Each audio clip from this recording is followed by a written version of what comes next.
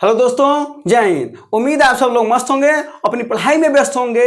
आज आप सभी को वर्क, पावर एंड एनर्जी का पार्ट 2 बताया जाएगा। पहले पार्ट में हम आपको वर्क और पावर के बारे में बता चुके हैं। इसका मतलब है कि काम और समय के बारे में सामर्थ्य के बारे में आपको समझाया जा चुका है। ऊर्जा के बारे में आज बताना है आपको। तो दोस्तों, आज हम आपको समझाते हैं ऊर्जा और देखते हैं कि आखिर ऊर्जा होती क्या है। तो आपको पता होगा कि कार्य करने की कुल क्षमता, इसका मतलब है कि कार्य करने की माप। तो कार्य करने की माप ही ऊर्जा कहलाती है। तो आप कह सकते हैं कार्य करने की कुल क्षमता भी क्या कहलाती है? कुल क्षमता क्या कहलाती है भाई?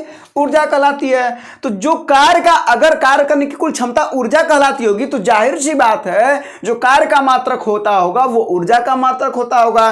तो कार्य का मात्रक हम लोगों ने क्या पढ़ा था भाई? जूल पढ़ा था। तो ऊर्जा का भी मात्रक आइए पढ़ लेते हैं। ऊर्जा का भी मात्रक क्या होता है? जूल होता है।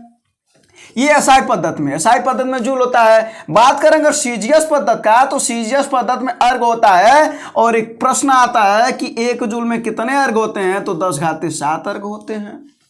और हमने एक आपको कार्य का मात्रक बताया था, उसमें क्या बताया था? अगर एमकेएस पद्धति की बात करें तो किलोग्राम मीटर स्क्वायर प्रति सेकेंड स्क्वायर एक और मात्रक है इसका मतलब होगा आपको 3 मात्रक मिल गए। एक तो मिल गया जूल, एक मिल गया अर्ग और एक मिल गया किलोग्राम मीटर स्क्वायर प्रति सेकंड स्क्वायर।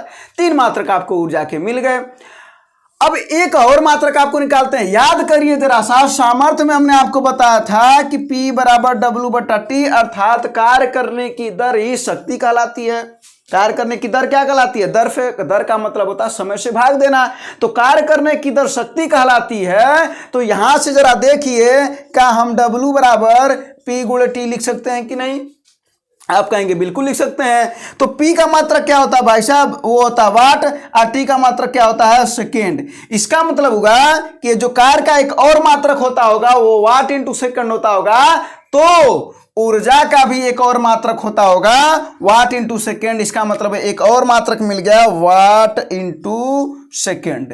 लीजिए, एक मात्रक मिल गया वाट इंटू सेकेंड। और अगर वाट को अगर हम बढ़ा दें, बड़े मात्रक में लिख दें, तो हम इसको लिख सकते हैं किलोवाट। अब सेकेंड को अगर बढ़ा दें तो लिख सकते हैं हम घंटा। इसका मतलब है ये भी होता होगा। और ये सब मात्रक आते हैं, समझिएगा। आपको कोई डायरेक्ट याद नहीं करा जा रहा, आपको बताया भी जा रहा है। तो किलोवाट घंटा और वाट इंटू सेकेंड ये भी किसके मात्रक हैं? ऊर्जा का मात्रक है। और बार बार क्वेश्चन पूछता है कि जरा देखिए क्वेश्चन क्या करता है कि 1 किलोवाट घंटा में कितने जूल होता है, मतलब क्या है? आइए निकालते हैं, देखते हैं। 1 किलोवाट इंटू घंटा, इसको हम लिख सकते हैं 1 किलोवाट गुणे 1 घंटा। बोलिए लिख सकते हैं कि नहीं? आप बिल्कुल बोलेंगे लिख सकते हैं। और 1 किलोवाट में कितना वाट? तो लिख सकते हैं 10⁻³ वाट। और 1 घंटा में कितना सेकेंड? तो आप कह सकते हैं 3600 सेकेंड। इसका मतलब होगा, ये देखिए 2 जीरो है ना, तो ये कितना हो जाएगा? 36 गुणे 10⁵5 वाट इंटू सेकेंड। बोलिए हो जाएगा कि नहीं हो जाएगा? अब जरा देखिए, ये जो एक अंक पर दशमलव लाते हैं, ये फिजिक्स में लिखने का तरीका होता है। तो जब हम यहाँ पर एक अंक पर दशमलव लगाएंगे तो एक घात क्या होती है? बढ़ जाती है, यानी 3.6 गुणे 10⁻6 वाट इंटू सेकेंड। अब जरा समझते हैं, वाट इंटू सेकेंड को हम किलोग्राम मीटर स्क्वायर प्रति सेकेंड स्क्वायर भी लिख सकते हैं, हम जूल भी लिख सकते हैं। तो लिख सकते हैं अगर, तो लिख दीजिए ना। तो 3.6 गुणे 10⁻6 जूल। और ये कई बार पूछा जाता है कि 1 किलोवाट घंटा में कितने जूल? तो 3.6 गुणे 10⁻6 जूल। इतना चीजें आपको बताया जा चुका ऊर्जा में, और ये सब उसके मात्रक हैं। और अगर एक मात्रक की और बात करें तो आपको पता होगा कि शक्ति का एक मात्रक आपको पढ़ाया गया था, अश्वशक्ति। बोलिए बताया गया था कि नहीं? अश्वशक्ति बताया गया था ना। अगर क्वेश्चन कर दें कि अश्वशक्ति किसका मात्रक है, तो आप कहेंगे सामर्थ्य का, शक्ति का मात्रक है। लेकिन अगर कह दो अश्वशक्ति इंटू घंटा किसका मात्रक है, तो आप कहेंगे ऊर्जा का मात्रक है। याद रखे रहिएगा। क्यों? जरा देखिए, W बराबर P इंटू T हो जाएगा। तो जब P का अगर मात्रक वाट में न लग करके अगर हम अश्वशक्ति में ले लें तो अश्वशक्ति इंटू सेकंड भी हो सकता है, या वही बड़ा मात्रक होता ना, अश्वशक्ति थोड़ा बड़ा मात्रक होता ना, क्योंकि एक अश्व शक्ति बराबर कितना होता है 746 वाट, ये एक अश्व शक्ति बराबर होता है। तो इतनी सारी बातें आपको ऊर्जा के बारे में पता चल गई कि आखिर ऊर्जा के मात्रक, और यही क्वेश्चन आता है। तो कार्य करने की कुल क्षमता या कार्य करने का माप जो होता है वो ऊर्जा कहलाता है। हमने आपको मात्रक बता दिया। मात्रक में हमने आपको क्या बताया, सबसे पहले बताया कि पहला जो मात्रक है वो क्या है, इसका पहला जो मात्रक है वो है जूल। फिर उसके बाद से आपको क्या बताया, सीजीएस पद्धति में अर्घ है, और ये एमकेएस पद्धति में है, वाट इंटू सेकंड है, किलोवाट इंटू घंटा है, इतना होता है 3.6 जूल होता है, और एक शक्ति इंटू घंटा मात्रक हो सकता है 746 वाट होते हैं, और ये आपको बताया जा चुका था। तो इतना हो गया केवल और केवल ऊर्जा के बारे में। और अब समझते हैं कि ऊर्जा आखिर कितने रूपों का है। तो आइए इसके बाद से अब समझते हैं कि ऊर्जा आखिर कितने रूपों का है। तो सबसे पहले आपको बताते हैं कि ऊर्जा मुख्यतः अगर देखा जाए इसी को यांत्रिक ऊर्जा कहते हैं। तो एक यांत्रिक ऊर्जा का नाम आता है, ठीक है। और यांत्रिक ऊर्जा, ऊर्जा में ही आता है यांत्रिक ऊर्जा। क्या आता है भाई, ऊर्जा में यांत्रिक ऊर्जा, यांत्रिक ऊर्जा आता है। और यांत्रिक ऊर्जा को ही हम क्या कहते हैं, जरा देखिए, गतिज ऊर्जा प्लस स्थितिज ऊर्जा। इसका मतलब, अब पहले क्वेश्चन आता है तो इसका मतलब हुआ कि गतिज ऊर्जा और स्थितिज ऊर्जा को के योग को हम यांत्रिक ऊर्जा कह सकते हैं क्या, बिल्कुल कह सकते हैं। तो इसका मतलब हुआ कि यांत्रिक ऊर्जा के दो भाग होते होंगे, एक होता है गतिज और एक होता है स्थितिज। तो आइए समझ लेते हैं गतिज ऊर्जा के बारे में। पहला गतिज ऊर्जा के बारे में समझ लेते हैं। तो कहा जाता है जिस वस्तु में अगर गति हो, जिस वस्तु में गति हो तो उसके कारण जो ऊर्जा होती है वो गतिज ऊर्जा होती है। कौन सी ऊर्जा, गतिज ऊर्जा, गति के कारण। तो जरा देखिए, तो गति के कारण जो ऊर्जा होती है वो गतिज ऊर्जा होती है। और इसका जो फार्मूला होता है वो तो है हाफ एम वी स्क्वायर। और जहां यम क्या है वो है द्रव्यमान, अभी क्या है वेग। तो फार्मूला याद रखे रहिएगा, क्वेश्चन खूब सारे बनते हैं इसमें। तो कहा जाता है इसी गतिज ऊर्जा को आप लिखते हैं काइनेटिक एनर्जी के। तो इसका मतलब है कि अगर बात करें, हम क्वेश्चन कर दें कि जरा बताओ गतिज ऊर्जा किस पर निर्भर करती है, तो आप कह सकते हैं कि द्रव्यमान पर तो निर्भर कर ही रही है, साथ साथ में उसके वेग पर निर्भर करती है। और किसी वस्तु का वेग जितना अधिक होगा उसकी गतिज ऊर्जा उतनी ही अधिक होगी। क्यों, आइए जरा समझते हैं। के का मान देखिए वी स्क्वायर के डायरेक्टली प्रोपोर्शनल है कि नहीं है। ये के जो काइनेटिक एनर्जी है ये वी स्क्वायर के डायरेक्टली प्रोपोर्शनल है। इसका मतलब हुआ कि अगर हम कहते हैं कि गतिज ऊर्जा को बढ़ा देंगे तो जरा बताओ वेग क्या हो जाएगा, तो आप कह देंगे वेग भी बढ़ जाएगा। या क्वेश्चन कर दे कि यदि किसी वस्तु का वेग बढ़ा दिया जाए तो गतिज ऊर्जा पर क्या प्रभाव पड़ेगा, तो आप क्या कहेंगे, अगर वेगवा को बढ़ाएंगे तो गतिज ऊर्जा क्या हो जाएगा, बढ़ जाएगा। स्वाभाविक सी बात है। अगर कह दें कि वेग को हम दोगुना कर दें, यह क्वेश्चन आता है। अगर कह दें कि वेग को हम दोगुना कर दें तो जरा बताओ गतिज ऊर्जा पर कितना फर्क पड़ जाएगा। तो जरा आप देखिए, वेग का वर्ग है, अब वेगवा को जब दोगुना करेंगे तो 2 का वर्गवा कितना होता है, 4 होता है। तो गतिज ऊर्जा कितना हो जाएगा, 4 गुना। इसका मतलब आप कह रहे हैं अच्छा कि अगर वेग को 3 गुना कर दें तब गतिज ऊर्जा 9 गुना हो जाएगा क्या, बिल्कुल हो जाएगा। क्यों, क्योंकि v को अगर हम 3 करेंगे तो 3 का वर्गवा हो जाएगा 9, और जब 9 हो जाएगा तो गतिज ऊर्जा कितनी हो जाएगी, 9 गुनी। कह दीजिए अगर वेगवा को 2/3 कर दें तो जरा आइए वही बतिया है। अगर हम 2/3 कर देंगे तो 2/3 का वर्ग करना पड़ेगा गतिज ऊर्जा प्राप्त करने के लिए, क्योंकि वर्ग है तो 2 का वर्ग हो जाएगा 4 और 3 का वर्ग हो जाएगा 9। तो गतिज ऊर्जा कितनी हो जाएगी, 4/9 गुनी। कुछ भी दे उसका आप वर्ग कर दीजिएगा तो गतिज ऊर्जा प्राप्त हो जाएगी। क्लियर है। लेकिन अगर कह दे कि गतिज ऊर्जा अगर 25 गुनी है तो वेग कितना हो जाएगा, तो ये देखिए इधर वर्ग हो रहा था, इधर क्या हो जाएगा, रूट में हो जाएगा। तो 25 का रूट में कितना आ जाएगा, 5 गुना। इसका मतलब हुआ कि अगर गतिज ऊर्जा 25 गुनी होगी तो वेग कितनी होगी, वो आप कह सकते हैं 5 गुनी। और अगर वही वेग 5 गुनी होती तो 5 का वर्ग 25 ना होकर के गतिज ऊर्जा 25 ना आ जाता ना। तो ऐसे भी क्वेश्चन पूछे जाते हैं और बहुत क्वेश्चन पूछे जाते हैं। ये आपने समझ लिया। अगला एक और इसी में समझते हैं। अगर कह दे कि कोई दो वस्तुओं की गतिज ऊर्जा का अनुपात दे दे तब क्या करेंगे, तो जरा देखिए अनुपात अगर निकालेंगे तो आ जाएगा m1 बटा m2। काहे कि जो नियतांक होता है वो हट जाता है और नहीं तो कट जाता है। अगुणे v1 स्क्वायर बटा v2 स्क्वायर, या इसी को अगर आप चाहें तो लिख सकते हैं v1 बटा v2 का होल स्क्वायर। अब इस पर कैसी सवाल बनता है, जरा आइए समझते हैं कि v1 अनुपात v2 का अगर मान दिया रहे 2 अनुपात 3, अगर द्रव्यमान नियत है माने बराबर है, तो जरा बताओ गतिज ऊर्जा का अनुपात कितना हो जाएगा। आप धीरे से बताइए गतिज ऊर्जा का अनुपात कितना हो जाएगा। तो जब v1 बटा v2 का वर्ग है तो का k1 बटा k2, जब यहाँ पर हम 2 बटा 3 रखेंगे तो 2 का वर्ग कितना हो जाएगा 4 और 3 का वर्ग हो जाएगा 9, और यही हो जाएगा गतिज ऊर्जाओं का अनुपात। कौन सा, दो वस्तुओं का। इसका मतलब अगर आप कह रहे हैं कि वेग का अनुपात अगर 4 अनुपात 5 देता तो गतिज ऊर्जा का अनुपात कितना हो जाता, 16 अनुपात 25 हो जाता का, बिल्कुल हो जाता। काहे कि वर्ग है। और यो सवाल खूब आते हैं। देखिए मुंहजबानी आप सवाल लगाने लगे, मुंहजबानी। अगर हम आपसे क्वेश्चन कर दें कि जरा बताइए वेग का अनुपात अगर 1 अनुपात 2 हो जाए तो गतिज ऊर्जा का अनुपात कितना हो जाएगा, क्या आपको नहीं समझ में आया, सही बताइएगा कितना हो जाएगा। उत्तर आ गया होगा 1 अनुपात 4, क्योंकि 1 का वर्ग 1 होता है और 2 का वर्ग 4 होता है, तो इसका अनुपात हो जाएगा 1 अनुपात 4। अनुपात वाला भी क्वेश्चन समझ में आया। कौन कितना बढ़ा दिया जाए तो वो भी समझ में आया। और गतिज ऊर्जा किस पर निर्भर करती है, तो वेग पर निर्भर करती है। ये 3 बातें हम आपको समझाए हैं इस फार्मूले से।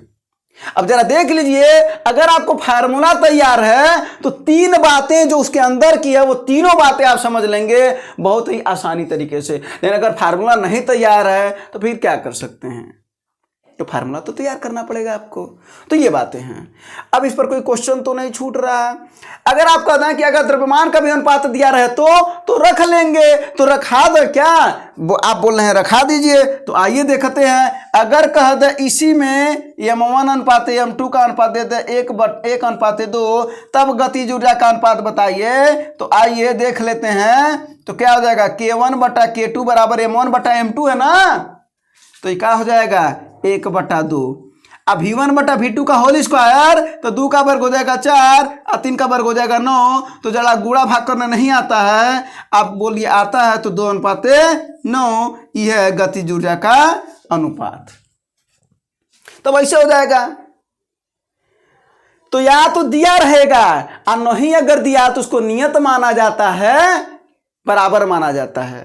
तो वेग का अनुपात दिया रहेगा, गतिज ऊर्जा का अनुपात आप ज्ञात कर लेंगे। बोलिए समझ में आया कि नहीं। अब बहते हुए जल में कौन सी ऊर्जा होती है, गति। इसके उदाहरण बहुत इंपॉर्टेंट हैं। तो बहते हुए जल में गतिज ऊर्जा होती है, जाहिर सी बात है। तो ऐसे कुछ इसके एग्जाम्पल हैं, उसको भी आप देख लीजिएगा। अब समझते हैं स्थितिज ऊर्जा के बारे में। और अगर आपको ये चीजें समझ में आई है ना अनुपात, तो हम केवल और केवल फार्मूला लिख देंगे ना तो आपको समझ में आ जाएगा। तो आइए, इसको कहते हैं पोटेंशियल एनर्जी और इसे डिनोट करते हैं P से। तो P बराबर होता है m G और H, जहाँ m क्या है, द्रव्यमान है, G क्या है, गुरुत्वीय त्वरण हो, गुरुत्वीय त्वरण। इसके बारे में अच्छे से बताया जा चुका है। जब हम बता रहे थे गुरुत्वाकर्षण तो उसमें त्वरण के बारे में अच्छे से बताया जा चुका है। और h क्या है, ऊंचाई है। अब जरा देखिए कि स्थितिज ऊर्जा कहते किसे हैं, तो गतिज ऊर्जा किसे कहते थे, गति के कारण उत्पन्न ऊर्जा को गतिज ऊर्जा कहते थे। तो क्या स्थिति के कारण उत्पन्न ऊर्जा को हम स्थितिज ऊर्जा नहीं कहेंगे का, अरे कहना पड़ेगा। तो स्थिति के कारण ऊर्जा को स्थितिज ऊर्जा कहते हैं। और स्थितिज ऊर्जा बराबर होता है द्रव्यमान गुणे गुरुत्वीय त्वरण गुणे ऊंचाई। तो जरा बताइए ना आप कि जो स्थितिज ऊर्जा होती है वो किस पर निर्भर करती है, तो आप क्या कहेंगे, ऊंचाई पर निर्भर करती है। काहे नहीं निर्भर कर रही है, गुरुत्वीय त्वरण पर निर्भर कर रही है और साथ साथ में द्रव्यमान पर भी निर्भर कर रही है। बोलिए कर रही है कि नहीं? बिल्कुल कर रही है। तो ये कभी कभी क्वेश्चन आ जाता है कि अगर ऊंचाई को 2 गुना कर दिया जाए तो स्थितिज ऊर्जा कितनी हो जाएगी? तो जरा देखिए, P का जो संबंध निकल रहा है वो डायरेक्ट H के बराबर निकल रहा है। तो अगर P बढ़ेगा जितना H बढ़ेगा उतना, इसका मतलब H बढ़ेगा अगर 2 गुना तो P यानी स्थितिज ऊर्जा भी कितनी हो जाएगी? 2 गुनी। अगर ऊंचाई को 2/3 तो P 2/3। समझ में आ गया होगा। अगर ये बातें समझ में आया तो अनुपात वाला भी सवाल समझ में आ जाएगा। जरा ऐसा ही बताइएगा, अगर ऊंचाई का अनुपात अगर हम 2/3 दे दें तो जरा बताइए स्थितिज ऊर्जा का अनुपात कितना हो जाएगा? बराबर है, वहां वर्ग नहीं है, यहाँ वर्ग था इस फार्मूले में, वहां पर वर्ग नहीं है। तो अगर ऊंचाई का अनुपात 2/3 है तो स्थितिज ऊर्जा का भी अनुपात 2/3 होगा। ये हो गया।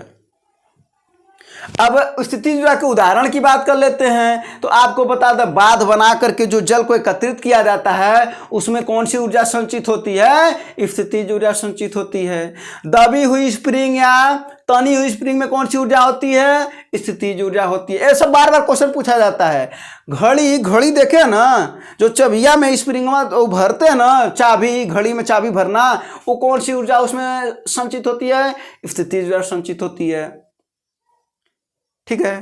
टेढ़ी क्षण में कौन सी ऊर्जा संचित होती है? स्थितिज ऊर्जा ही होती है। लेकिन स्थितिज ऊर्जा का एक रूप होता है प्रत्यास्थ स्थितिज ऊर्जा। याद रखे रहिएगा, प्रत्यास्थ स्थितिज ऊर्जा, उसमें वो संचित होती है। ठीक है। तो स्प्रिंग को जब खींचते हैं, अगर एग्जैक्ट पूछेगा तो आप कहेंगे प्रत्यास्थ स्थितिज ऊर्जा या टेढ़ी क्षण में प्रत्यास्थ स्थितिज ऊर्जा के रूप में संचित होती है। ये कुछ उदाहरण भी बता दिया आपको। ठीक है। और साथ साथ में ऊर्जा में बहुत से रूप हैं, जैसे सौर ऊर्जा। सौर ऊर्जा का पूरा सबसे बड़ा स्रोत कौन है? वो सूर्य है। कौन है? सूर्य है। अगर सूर्य ना होता तो कोई भी जो वनस्पति है, जो पेड़ पौधे हैं, वो फल ही नहीं दे पाते, तो हम और आप जिंदा ही नहीं रहते। तो सूर्य में एक प्रकार की जाहिर सी बात तब ऊर्जा तो होगी, उसी के कारण पौधा तो बढ़ रहा है, तो सूर्य में भी एक प्रकार की ऊर्जा है। फिर ऐसे आता है एक नाभिकीय ऊर्जा। नाभिक में ऊर्जा होती है। जो बम बनाए जाते हैं ना, परमाणु बम, हाइड्रोजन बम, नाइट्रोजन बम, परमाणु बम का इस समय तो चर्चा खूब आप सुन रहे होंगे। यूक्रेन रूस के पास कितने सारे परमाणु बम है ना। और परमाणु बम किस पर आधारित होता है तो आपको बता दे रहे हैं। अगर बात कर रहे हैं परमाणु बम, ठीक है ना, और एक होता है हाइड्रोजन बम। अब आपको पता होगा कि हाइड्रोजन का जो मूल स्रोत है वो है सूर्य। वो क्या है? सूर्य। तो ई किस पर होता है? संलयन पर, नाभिकीय संलयन पर आधारित होता है, और ये नाभिकीय विखंडन पर आधारित होता है। पता नहीं कितनी बार प्रश्न पूछा जा चुका है इसके बारे में। तो परमाणु बम किस पर आधारित होता है? नाभिकीय विखंडन। मतलब क्या हुआ जरा समझिएगा नाभिकीय विखंडन को। ई मतलब हुआ कि अगर एक भाग है तो आधिया जाएगा, आधा आधा हो जाएगा, फिर आधा का आधा होगा, इसका आधा होगा, फिर इसका आधा, फिर इसका आधा। ये ऐसे होता है परमाणु बम। लेकिन हाइड्रोजन बम बड़ा खतरनाक है। एक का 2 बनेगा, और 2 का फिर एक का 2 बनेगा 4, फिर 4 का 8, ना 4 का 16, ऐसी बढ़ता है और घटता है विखंडन। तो खतरनाक कौन हुआ? संलयन, हाइड्रोजन बम। हाइड्रोजन बम खतरनाक बम। एक बम खेल खत्म। तो ये हो गया आपके लिए। और कुछ ऊर्जा और होती है, जैसे स्थिर वैद्युत ऊर्जा। अब वैद्युत के कारण ऊर्जा उत्पन्न होती है कि नहीं, आइए समझते हैं। ये बताइए, जब आप पंखवा को ऑन करते हैं बटनियां दबा करके, तो पंखवा चलने लगता है ना, तो कैसे चलता है? तो करंट, इसका मतलब आवेश का प्रवाह होता है।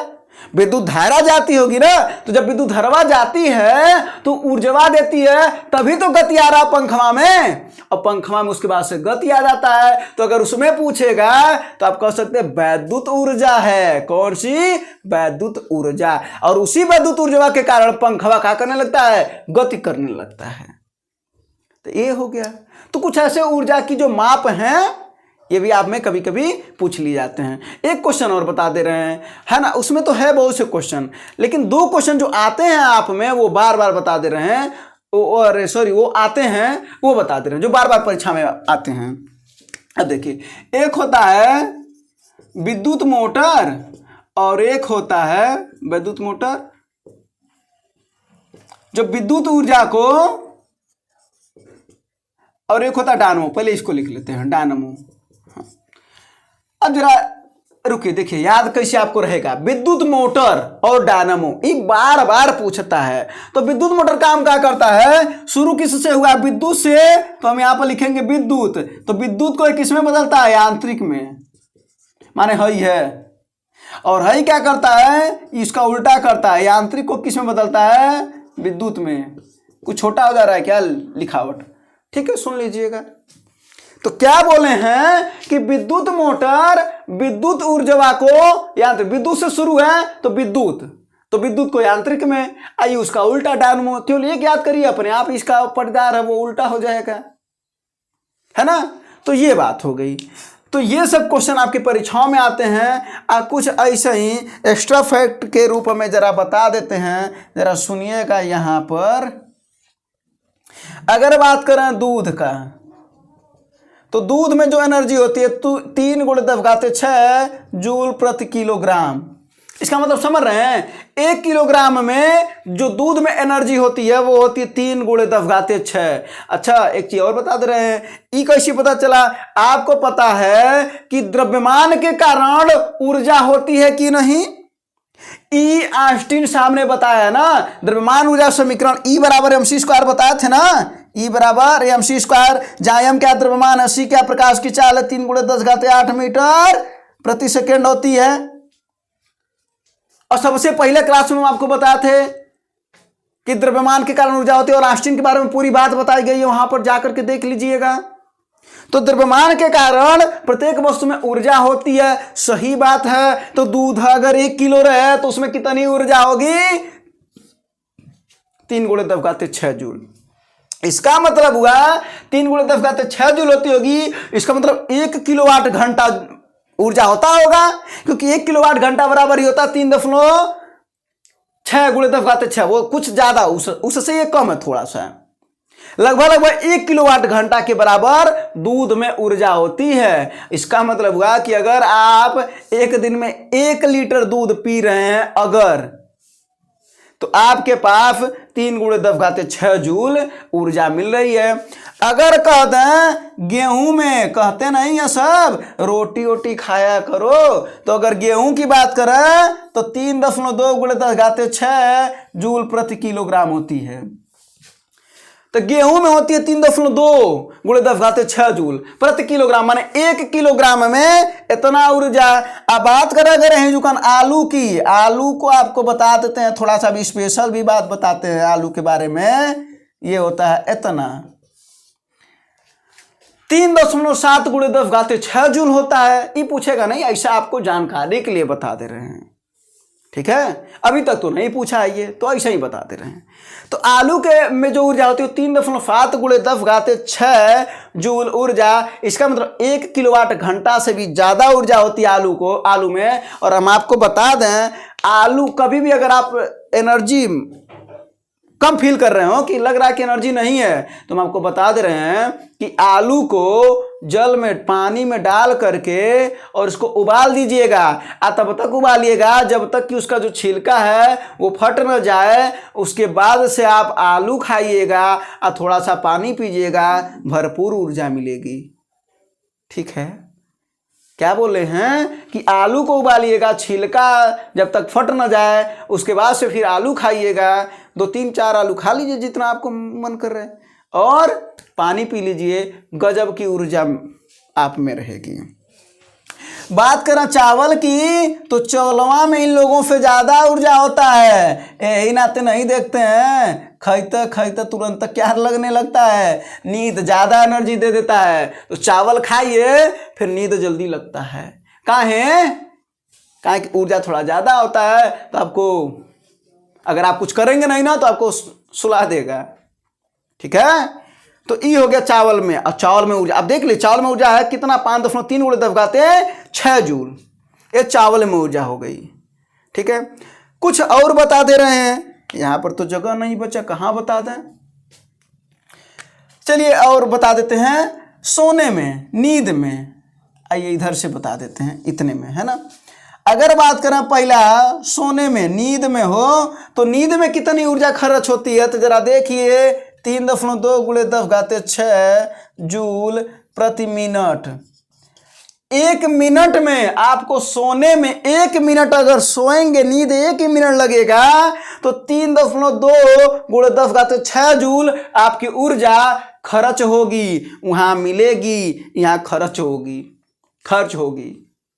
व्यय होगी सोने में। और अगर बात करें दूसरा, टहलने में कितने ऊर्जा खर्च होती होगी हो, तो टहलने में होता है 10.9 गुणे 10 घाते 6 जूल प्रति मिनट। अगर 1 मिनट आप टहलेंगे, अगर 1 मिनट आप बाग बगीचे कहीं भी अगर आप टहल रहे हैं तो 10.9 गुणे 10 घाते 6 जूल ऊर्जा खर्च होगी 1 मिनट में टहलने में।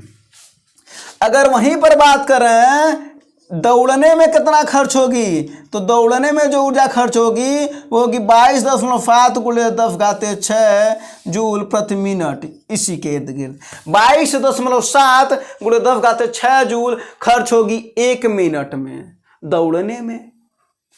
अगर बात करें अगला तैरने में, पोखरा ओखरा में, पानी तालाब वालाब में कहीं तैरते हैं ना, होली रही थी तो जाहिर सी बात है बहुत लोगों ने नदी नाले में भी तैरे होंगे, है ना। तो तैरने में कितनी ऊर्जा खर्च होती है, बहुत ज़्यादा, 25.7 के लगभग है, गुणे 10 घाते 6 जूल प्रति मिनट। तैरने में ऊर्जा खर्च होती है 25.7 गुणे 10 घाते 6 जूल प्रति मिनट, इतना तैरने में। तो ऐसे कुछ ऊर्जा के बारे में बताना था, ऐसे ही बता दिए, तो आप साथ साथ में ऐसे जान लीजिएगा एक ऐसे जानकारी के लिए। बाकी तो आपको जो बताया गया है वो आपकी परीक्षाओं में इंपॉर्टेंट है और आते हैं कहीं न कहीं। तो ये हो गया ऊर्जा के बारे में। और ऊर्जा में जो इंपॉर्टेंट चीज़ है उसको आप नोट जरूर बना लीजिएगा। ये सब तो लिखिएगा ही लिखिएगा, ये सवाल जो आते हैं ये सब तो जानिएगा ही जानिए का, साथ साथ में इसके जो एग्जाम्पल आपको बताया गया उसको आप नोट करके लिख लीजिएगा। तो आपका जो ऊर्जा चैप्टर है वो हो गया कंप्लीट। अब अगला जो सेशन होगा वो अगला चैप्टर आपको बता दिया जाएगा दोस्त। धन्यवाद, जय हिंद।